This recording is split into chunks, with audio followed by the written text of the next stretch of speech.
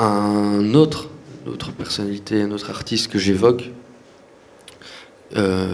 souvent, que vous connaissez peut-être, il s'agit de Baudouin Sterling, qui est donc plasticien a priori. On ne sait pas trop s'il est plus plasticien, plus musicien, mais je dirais plus plasticien tout de même. Il a consacré une grande partie de son travail à la science du silence, des sons, et il a créé depuis le début des années 90, non pas des instruments qui permettent de produire du son, dont on pourrait jouer, mais des instruments d'écoute. Donc ce sont des stéthoscopes améliorés, des prothèses acoustiques, donc on peut placer sur ses oreilles pour écouter alors des sons tout à fait inattendus, inouïs. Donc c'est vraiment un travail qui joue sur le vide, le plein, l'air, la transparence, l'eau aussi, le verre. Bon. Donc ce sont des objets que les spectateurs sont appelés à manipuler. Donc écouter alors la pression qu'il peut y avoir dans ce genre d'objet. Donc bon, voilà, c'est assez étonnant, son expérience sonore assez étonnante. Donc il y a un travail très plastique là derrière, on voit, ce sont des objets visuellement qui sont très beaux. On y décèle un certain bricolage, de récupération, et ce genre d'objet intègre une démarche beaucoup plus globale de l'artiste qui mène depuis le début des années 90 une vraie réflexion sur l'écoute. Donc ce sont vraiment des instruments d'écoute.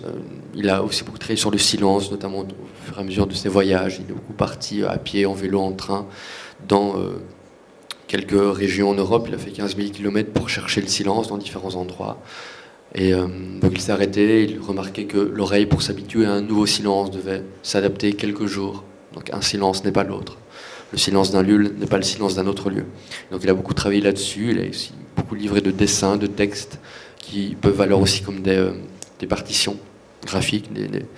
Donc ce sont des textes, ce sont des dessins qui peuvent être joués. Ce sont d'assez belles choses. Et j'évoque un dernier bricoleur avant de passer à une autre notion que le bricolage. Et à mon sens, l'artiste que je vais montrer maintenant est peut-être le plus évocateur, celui qui visuellement fait le plus sens par rapport au bricolage, c'est Tore Honoré-Boe. Tore Honoré-Boe est un artiste norvégien. Je prononce très mal son nom, ça ne se prononce pas comme ça, j'imagine, mais voilà, son nom est écrit ici en dessous.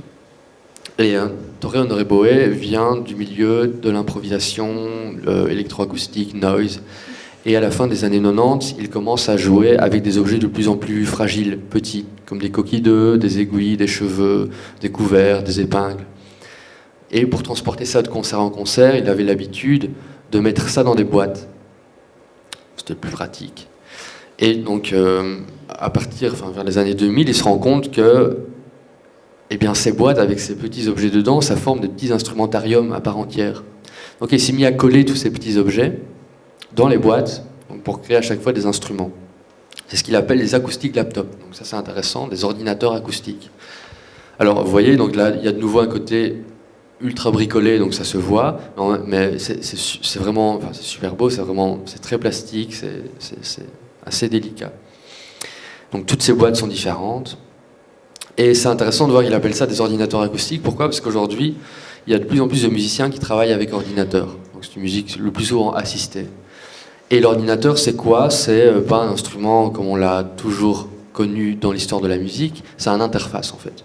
Et donc le musicien derrière son ordinateur, dans les concerts aujourd'hui, souvent est très statique et il touche des touches ou il a un contrôleur MIDI, mais il ne touche pas ce qui va produire le son. Le son, il est généré à l'intérieur de la machine et envoyé vers des enceintes, mais le rapport entre le musicien et le son, il n'y en a pas vraiment. Le musicien ne touche pas le son, il ne touche pas un instrument, comme la plupart des instruments traditionnels. Donc c'est le propre de l'interface, il y a quelque chose entre eux. On ne touche que l'interface. Tandis que Tore Honoré-Boe, ces ordinateurs acoustiques, ça oblige vraiment à toucher du bout des doigts les matériaux, les ressorts qui vont créer le son. Donc on a vraiment là un côté digital, mais au sens premier, vraiment quelque chose qu'on touche du bout des doigts.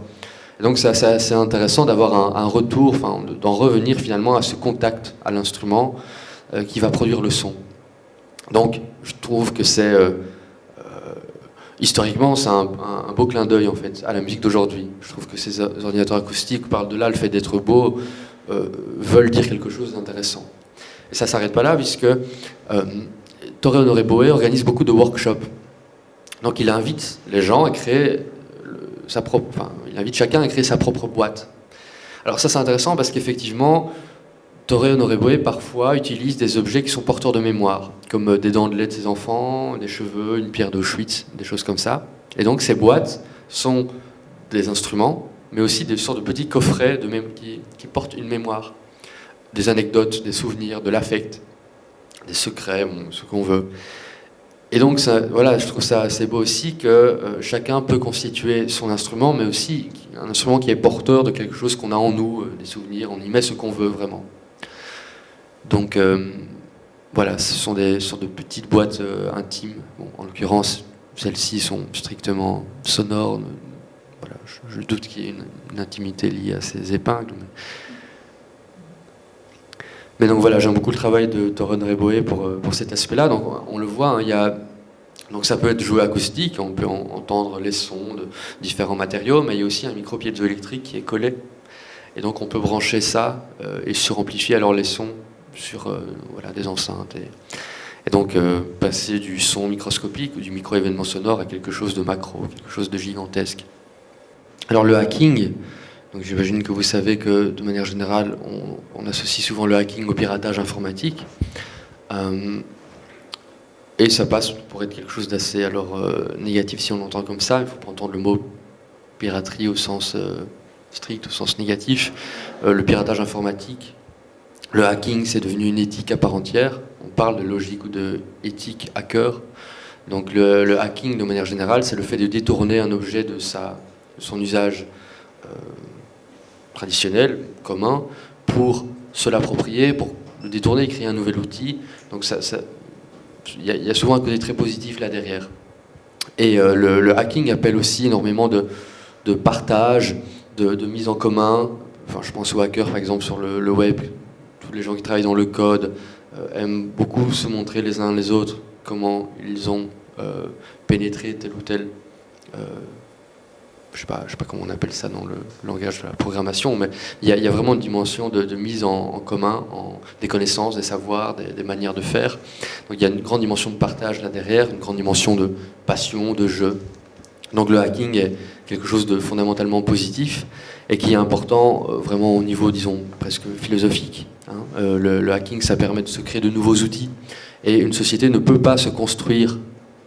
On sait philosophiquement qu'une société ne peut pas se construire une destinée viable si elle utilise des outils qui ne sont pas appropriés aux fins auxquelles elle veut arriver. Hein. Une société qui se construit doit pouvoir construire aussi ses propres outils. Si on nous donne des outils tout faits, on va créer une société toute faite. Si on utilise tous les mêmes appareils électroménagers, voilà, on va avoir à chaque fois les mêmes résultats. Pareil en musique, si on utilise tous les mêmes logiciels, on va toujours avoir le même type de musique, le même type de son. Bon. D'ailleurs, c'est ce qu'on retrouve le plus souvent dans les musiques. C'est assez flagrant pour ceux qui connaissent ce genre de choses. Donc, revenir à la source, démonter les choses pour recréer de nouveaux outils, c'est quelque chose d'essentiel. Donc, c'est très significatif et très important. Donc, ce genre de pratique se développe beaucoup. Ça rejoint toutes ces philosophies open source aussi, de mise en commun des savoirs, des connaissances. Alors, il me reste une notion que je vais évoquer. Donc ici, j'ai parlé du bricolage, j'ai parlé du détournement, j'ai évoqué le hacking. Donc il y en a une dernière qui est liée finalement pour moi à tout ça, c'est la notion d'usure. Pourtant une notion que je retrouve assez peu en fait dans la littérature sur les musiques contemporaines, enfin expérimentales, actuelles, etc. Et non, ça c'est pas de l'usure du tout, c'est... Donc c'est Akionda, je présente souvent son travail. Oui, ici ça fait un peu sens pour l'idée du bricolage, puisque je disais, le bricoleur c'est celui qui fait avec les moyens du bord, avec ce qu'il a sous la main. Contrairement à l'ingénieur qui choisit vraiment des outils en fonction de la fin à laquelle il veut arriver. Et bien ici, Akionda appartient à cette figure du bricoleur pour une raison bien spécifique. Donc, Akionda, c'est un photographe à la base, photographe japonais. Donc, que fait un photographe? Le photographe, il voyage, il prend des photos, il capte des moments, des lieux au fur et à mesure de ses déplacements. Akionda a fait, disons, un peu la même chose, mais avec le son. Alors, comment il a procédé? C'est assez étonnant, puisque à la fin des années 80, il achète sur un marché aux puces à Londres un Walkman enregistreur, un dictaphone, Donc on est dans les années 80, il n'y a pas encore les enregistreurs numériques qu'on connaît aujourd'hui, donc il achète cela et puis il commence à voyager. Et il se retrouve au Maghreb et il commence alors à enregistrer des sons au fur et à mesure de ses déplacements. Il commence à empreindre des situations, des lieux. Pas pour les réécouter ou pour en faire quelque chose au niveau sonore après, mais presque obstinément, intuitivement. Voilà, il enregistre et il accumule comme ça énormément de cassettes dans des caisses et des caisses. Et puis il se met à réutiliser les cassettes. Donc imaginons une cassette sur laquelle il est écrit Marrakech 1991, et puis il part à Londres en 1996, et il enregistre des sons dans la rue là-bas, donc sur la bande de Marrakech. Donc il y a comme ça des souvenirs qui se superposent. Bon. Alors Aki Honda continue à faire ça, mais sans dessin particulier. C'est pas très bien ce qu'il fait finalement. Mais il est en contact avec Jonas Mekas dans les années 90, donc Jonas Mekas, cinéaste qui a porté le journal filmé à un niveau d'intensité assez exceptionnel. Donc Jonas Mekas travaille un peu de la même manière, hein, beaucoup filmé aussi des choses de sa vie quotidienne, ses amis, sa famille, et il a aussi dans ses montages souvent confondu les années. Donc on est vraiment dans une sorte de voyage un peu dans le temps, dans la mémoire, donc il y a quelque chose de très poétique par rapport à ça, et c'est finalement ce que fait au niveau du son Aki Honda. Donc c'est vraiment une sorte de travail sur sur la mémoire. Et alors le fait que Aki Honda travaille avec une cassette et un dictaphone comme ça, c'est très important parce que le son est particulier, le rendu n'est pas très fidèle, c'est pas un rendu exact par rapport à la réalité, il y a une réelle différence. C'est pas du tout comme s'il enregistrait avec un bon enregistreur numérique aujourd'hui. Donc il y a vraiment une qualité de son qui est particulière et qui est chère à Aki Honda. Aujourd'hui encore, il travaille avec ça, il ne veut pas avoir un matos d'enregistrement à la pointe parce qu'il recherche ce son. Et quand, à partir des années 2000, un peu plus tard, il commence à donner des concerts, des performances à partir de ses cassettes, il essaye toujours de jouer, non pas sur des enceintes comme ici, mais sur des amplis guitares à lampe, qui ont un son beaucoup plus chaud. Et donc, il est beaucoup plus fidèle à ce que lui veut transmettre comme son. Donc on voit ici comment le choix de l'outil a complètement influencé une pratique et a en fait donné la voix en fait, à ce qu'il fait depuis maintenant 25 ans à peu près. Donc voilà, donc c'est intéressant de voir toujours comment un artiste utilise son instrument, son outil. Le choix de l'outil fait beaucoup. Alors, donc j'en viens à la dernière notion, celle de l'usure. C'est une notion qui m'est assez chère. Alors l'usure, qu'est-ce que j'entends par là? Eh bien, je commencerai par un exemple assez évident, celui de Charlotte Moorman. Donc, on est ici avec elle dans les années 60. C'est l'une des protagonistes de l'avant-garde new-yorkaise, donc musique expérimentale. Elle rencontre vers 1963 Nam June Paik, qu'on voit ici, donc, qui est lui aussi musicien, pionnier de l'art vidéo, et on le connaît pour des actions souvent saugrenues, comme le fait de sauter dans une baignoire d'eau, de jeter des œufs sur le public, découper des cravates, fracasser un violon sur le bord d'une table. Donc, il a fait ce genre d'action dans le contexte Fluxus. Donc Fluxus, c'est ce regroupement international d'artistes qui multiplie l'art de performance dès le début des années 60. Ce sont des performances qui souvent viennent du champ musical, puisque tous ces artistes sont légataires des avancées esthétiques de John Cage, en fait. Beaucoup des artistes de Fluxus ont suivi dans les années 50 les cours que John Cage a pu donner, notamment à New York, ou encore un peu avant Black Mountain College. Donc on est là avec des jeunes artistes qui pratiquent l'art de performance, souvent à partir de la musique. Donc on voit ici Charlotte Moorman qui est violoncelliste. On la voit ici avec un soutien-gorge qu'avait créé pour elle Nam June Paik, soutien-gorge de petits téléviseurs qui diffusait des images des premiers pas de l'homme sur la Lune. Ici, avec Tivicello, on voit donc la stature d'un violoncelle qui est composé de 3 moniteurs, donc 3 téléviseurs. Et alors, il y a cette pièce, ce violoncelle de glace, qui est une belle image, une belle idée, donc de l'écoulement du temps et donc de l'usure aussi. Donc c'est une pièce, donc elle a moulé ce violoncelle dans un étui, un violoncelle, et donc elle a joué de ce violoncelle pendant assez longtemps, nue. Elle avait déjà performé nue, à moitié nue, quelques années plus tôt, en 67, avec son opéra Sextronique, qui avait été interrompu par par la police, hein, sous prétexte de manque de pudeur, bien qu'elle ait gardé ses sous-vêtements. Donc ici, on la voit nue, avec ce violoncelle de glace. Alors vous imaginez combien c'est éprouvant pour un musicien de tenir un bloc de glace, enfin, pour un musicien, vous et moi, n'importe qui, de tenir de la glace comme ça contre son corps. Alors effectivement, le lendemain matin, elle avait le sein gauche entièrement gelé, brûlé.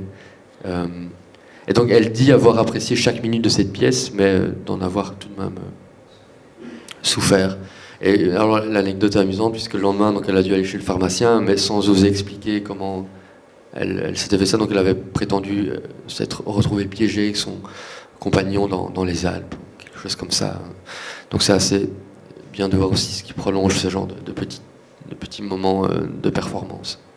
Donc c'est une œuvre très belle qui, pour moi, est assez représentative de la philosophie Fluxus. Fluxus, il y a plusieurs manières de penser ce terme, mais on a souvent fait l'analogie avec le côté héraclitéen du flux, quelque chose qui coule, le temps qui passe, on ne se baigne jamais deux fois dans le même fleuve. Alors cette œuvre d'une disparition du glaçon est pour ça assez belle. Et la disparition du glaçon, c'est quelque chose, si on fait un peu une histoire des arts contemporains, des arts récents, qu'on va retrouver chez des plasticiens, enfin chez des performeurs comme Francis Alice, que vous connaissez peut-être, qui est cet artiste belge à l'origine qui à Mexico a poussé un bloc de glace dans les rues de la ville jusqu'à ce qu'il n'en reste plus rien. C'est une œuvre assez connue qu'on voit souvent aujourd'hui. Et donc cette notion de radicalité ou d'usure, on la retrouve souvent dans les performances de Fluxus. Ici, avec Georges Massunas qui cloue les touches d'un piano. Ce sont souvent donc des instruments comme ceux-là qui sont mis à mal. Donc ici, Nanjen Peik avec ce solo pour violon, ici repris par Massunas. Donc on voit vraiment le fait de briser un instrument. On peut appréhender ça de plusieurs manières, donc vraiment pour le bruit de fracas que ça fait, très, très instantané, c'est un moment précis. C'est un bruit, un son. Mais aussi pour le côté symbolique, évidemment, d'une culture bourgeoise dont on veut faire table rase, et de toute une tradition classique aussi de la musique, avec souvent des pianos malmenés. Donc voilà, il y a un côté aussi derrière qui est symboliquement très fort.